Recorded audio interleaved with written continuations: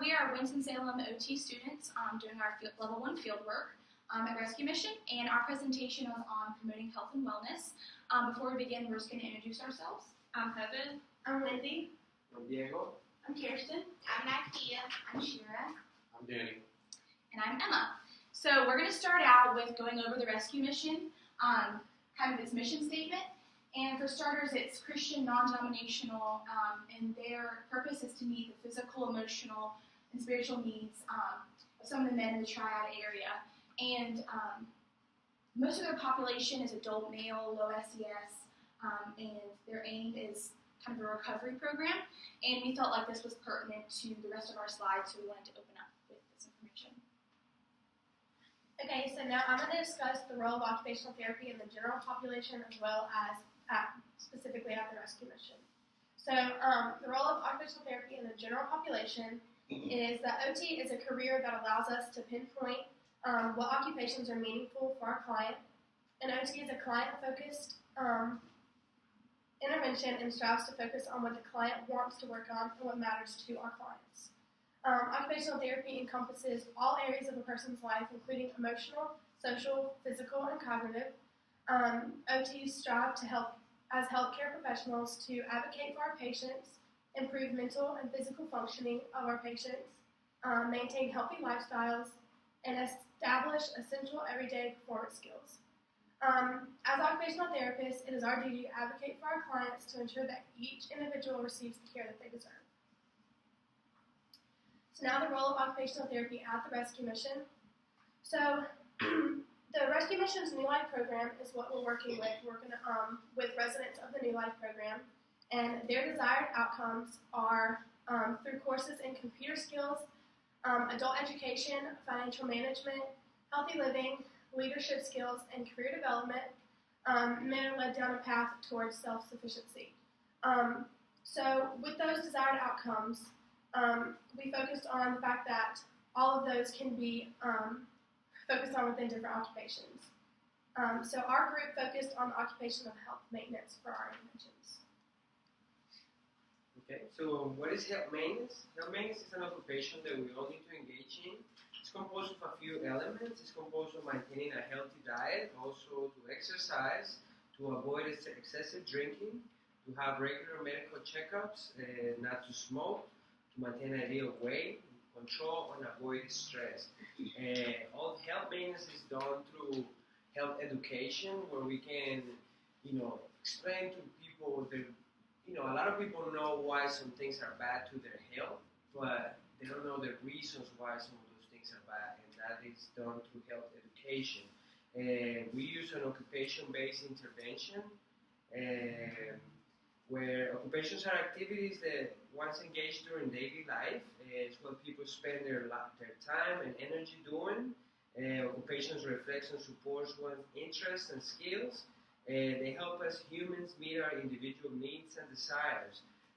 Occupational pursuits that develop roles and routines that gives a person a sense of identity and life meaning.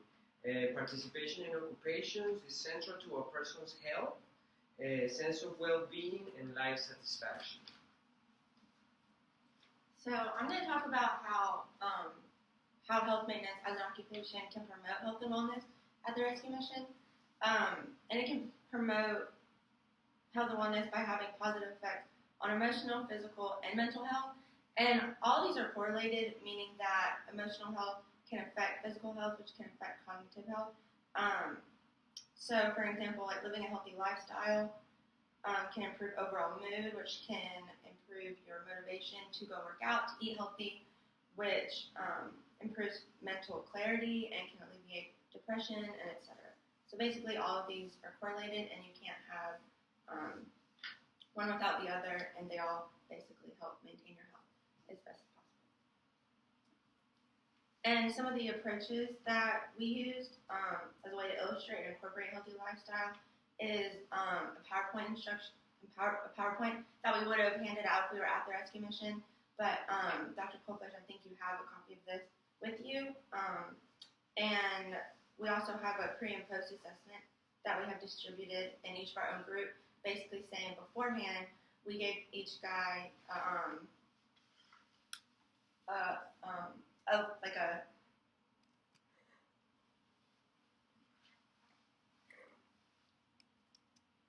we gave each guy a tool which basically tested their knowledge of healthy living. So like scale 1 to 10 of how knowledgeable they are, and then a satisfaction scale of how satisfied they were with that knowledge. And then after our group protocols and our time with them, we asked them to grade their scale from 1 to 10 about how knowledgeable they are after and their satisfaction. And it was really cool to see their scores go up in both instances. And also what we did is we did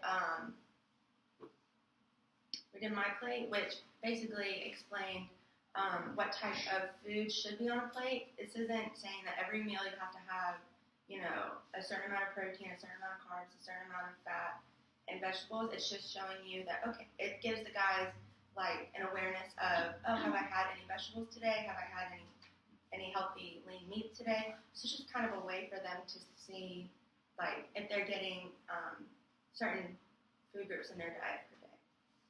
So, and also some clients participated in exercise to enhance health maintenance, which we will talk about in a few seconds.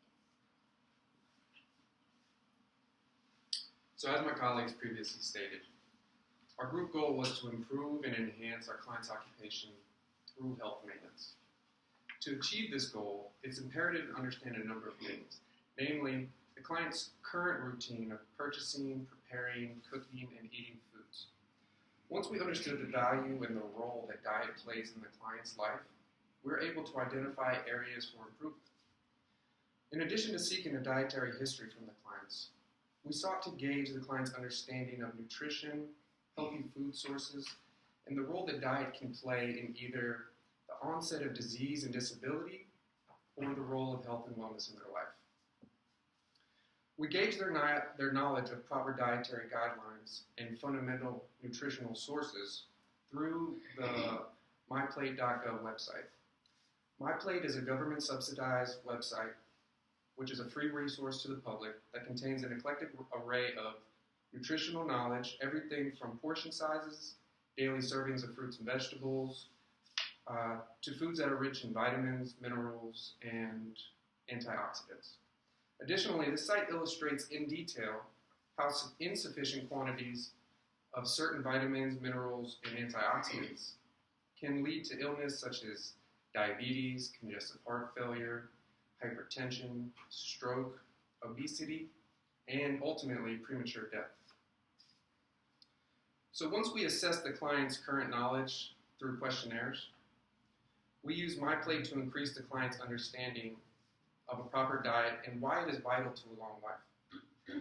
After this, Group 1 asked their clients to create a healthy, balanced, and delicious meal that they could cook as a group. They decided on chicken fajitas with guacamole and pineapple chutney. After cooking as a group, we shared the meal together, and while eating, we discussed why this is representative of a healthy and balanced meal. We discussed the ability of the client to produce meals like this in the future, and we asked them questions as if, is this a cost-effective meal? Is this something that is reproducible for you on a daily or weekly basis? And ultimately, did you enjoy the meal?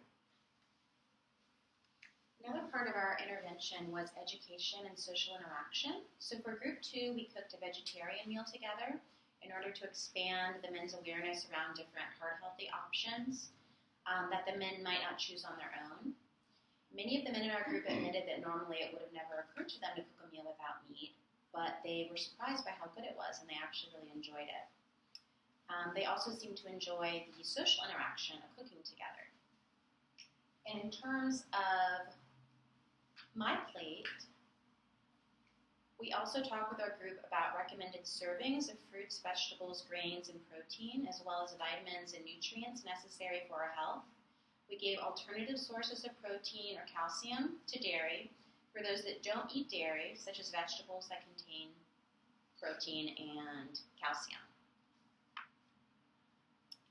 In terms of exercise and health literacy, we also focused on introducing clients to stress-reducing exercises. For example, I worked with someone that has insomnia issues, and I showed him relaxing yoga poses to try before bed in order to help him fall asleep sooner and improve the quality of his sleep in general.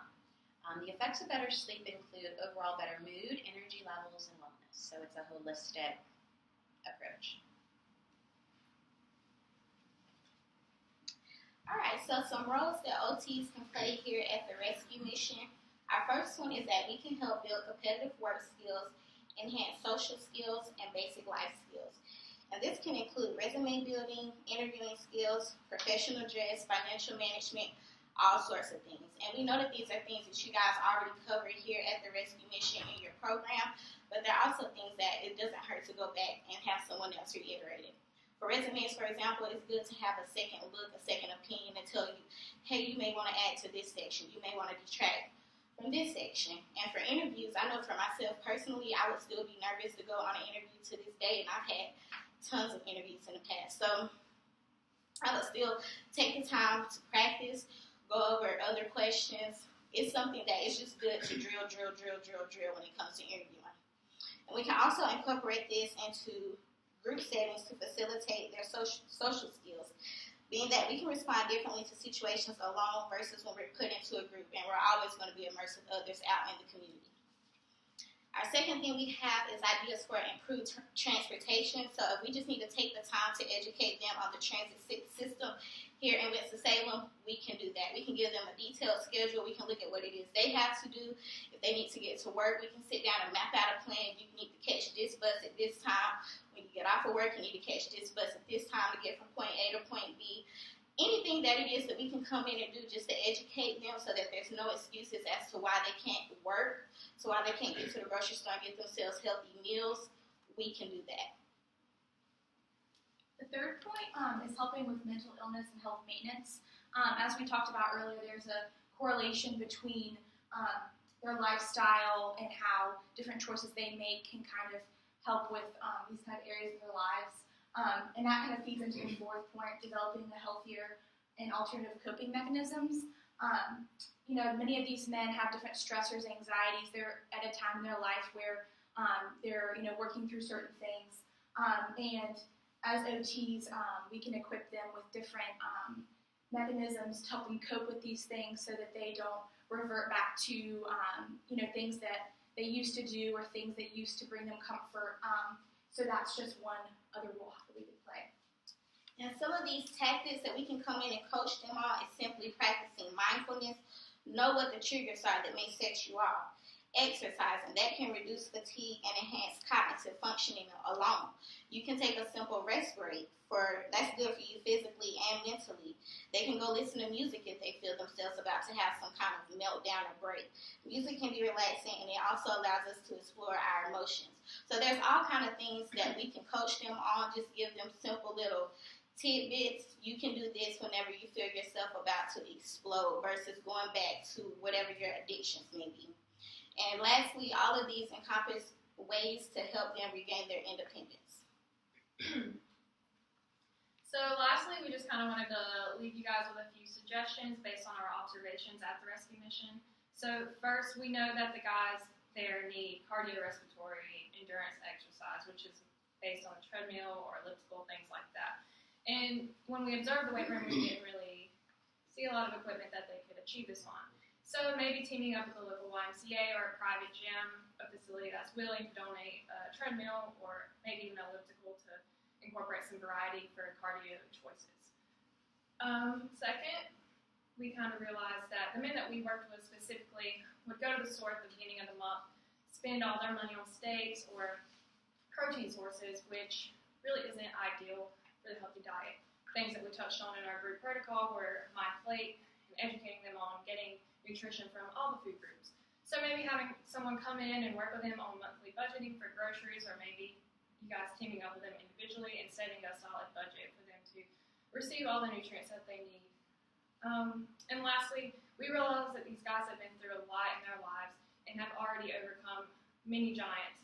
So now maybe it's the time to focus on these little giants and things like smoking or tobacco use or eating junk food. So maybe before they eat that next cheeseburger or smoke that next cigarette, they'll kind of think, reevaluate their decision to do so. And Emma kind of touched on this the other day. We didn't really come into the rescue mission and make all these huge changes, but we did want them to start thinking about these little secondary giants so that they, reevaluate their decisions on a daily basis to improve their quality of life overall.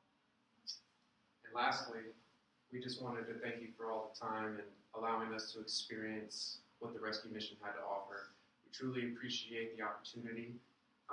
We have attached a PowerPoint along with this presentation for everyone to follow along, and we hope to be working with you again in the future. Thank you so much for your time.